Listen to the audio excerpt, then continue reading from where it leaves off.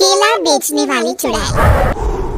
एक बार की बात है, जादूपुर नाम के गांव में करतब दिखाती एक औरत एक रेड्डी के लिए गांव में आती है। आइए आइए मेहरबान कदरदान, खाइए रोहड़ा के ताजे ताजे केले। कभी खाए नहीं होंगे ऐसे केले। पीले पीले केले खाइए। ये कहकर रोहड़ा हाथों में 4 केले लिए उन्हें सर्कल में जोर जोर से हवा में उछालती हुई करतब दिखाती है, जिसे देखकर आसपास के सारे बच्चे अपने अपने मम्मी पापा से उस औरत के पास जाने की जिद करने लग जाते हैं। पापा, ऐसा तो सर्कस में बॉल से होता है ना, ये आंटी तो केले से कर रही है। चलिए ना पापा, देखते हैं। रोहड़ा एक पतली सी तार पर चलती हुई केलों से करतब दिखाती है। आते जाते सभी लोग बाहर रुककर उसके करतब देखते हैं और वाह वाही करते नहीं थकते। जैसे ही एक आदमी पास आकर उसे पैसे देने लग जाता है, तब वो कहती है, अरे नहीं नहीं साहब, मैं करतब तो बच्चों के मन को बहलाने के लिए करती हूँ।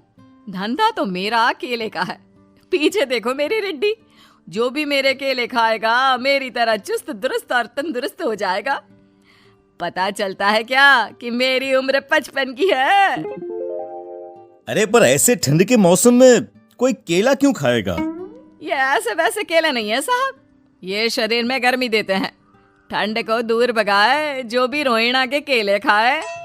पापा, अगर मुझे केले नहीं मिले तो मैं घर नहीं जाऊंगी।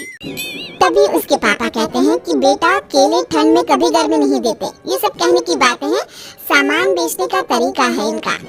पर पिंकी नहीं मानती। मैं केले खाऊंगी। पिंकी की जिद के आगे नथु हार जाता है और उसे केले खरीद कर दे देता है।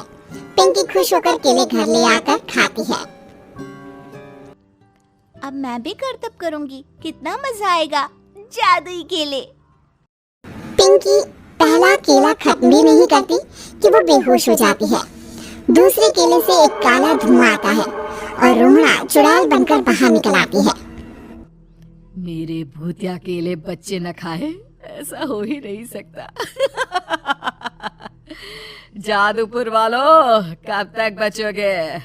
आ गई हूँ मैं रोहड़ा, जिसका कोई नहीं कर सकता सामना। रोहड़ा पिंकी को गोद में उठाकर काले धुएं में कहीं गायब हो जाती है। शाम के वक्त नथु घर लौटता है और पिंकी को घर में ना पाकर उसकी माँ से कहता है, माँ पिंकी कहाँ है? अरे बेटा, उसे तो तू सुबह करतब दिखाने ले गया था ना, फिर कहाँ वापस आए तुम दोनों? मुझे लगा तू उसे अपने साथ मंडी ले गया होगा। हे भगवान, मेरी बच्ची कहाँ गई? मैं उसे घर ही तो छोड़कर गया था माँ। नथु गांव के घर कोने में अपनी बेटी को ढूंढता है, पर उसे वो कहीं नहीं मिलती। परेशान होकर आके रो रो कर नथु हिम्मत हार कर घर लौट आता है। अगली सुबह रोहड़ा फिर से करतब दिखाने आती है और इस बार पिंकी की तरह रोनी केले खरीद लेता है। 50 रुपए दिए थे पापा ने, सारे पैसों के मैंने केले खरीद लिए हैं। अब मैं भी आंटी की तरह ही करतबबाज बन जाऊंगा। यही सोचते हुए रोनी केले खाता है और पहला अकेला केला आधा खत्म भी नहीं करता कि चुड़ैल उसके सामने आ जाती है। मेरे साथ चलने का समय आ गया है रोनी। ये तो बस शुरुआत है। अब इस गांव के सारे बच्चे धीरे धीरे मेरे कब्जे में होंगे। एक बच्चा भी नहीं बचेगा। ये कहकर रोना रोनी को गोद में लेकर काले धुएं में अदृश्य हो जाती है। इसके बाद हर रोज गांव में से कोई ना कोई बच्चा गायब होता, पर ऐसा क्यों हो रहा है किसी को भी समझ में नहीं आ पा रहा था।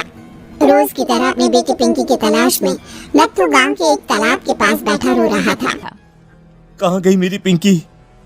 शकुंतला के जाने के बाद एक वही तो मेरा सहारा थी। अरे उसकी आत्मा कोस रही होगी मुझे कि मैं अपनी बच्ची को संभाल भी नहीं पाया।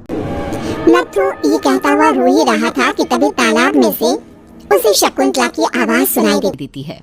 कहाँ थी तुम शकुंतला? हमारी बच्ची और सारे गायब हुए बच्चे रोहड़ा के कब्जे में हैं।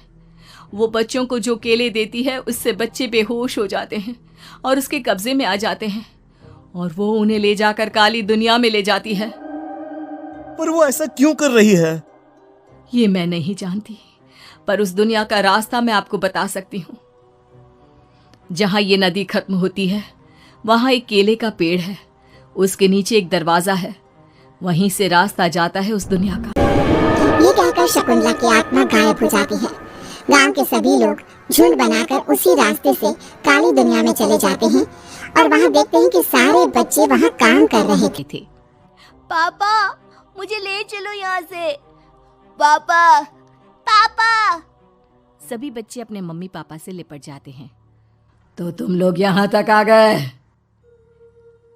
क्यों हमारे बच्चों को पकड़ लिया तूने? तुझे शिकार ही बनाना है तो ले, हम सब आ गए हैं, हमें खा ले।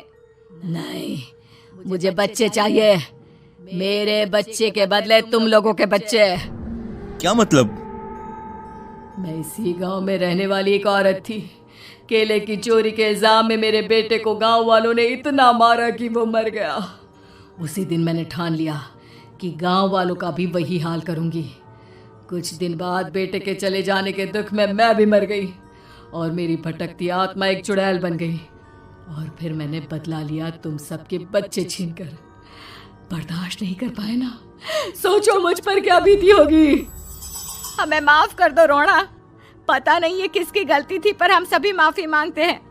हमारी खुशियाँ लौटा दो, तुम भी तो एक माँ हो।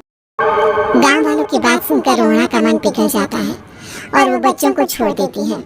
उसके बाद काली दुनिया बच्चों के लिए जादुई दुनिया बन जाती है। अब कोई भी कभी भी वहां आ जा सकता था।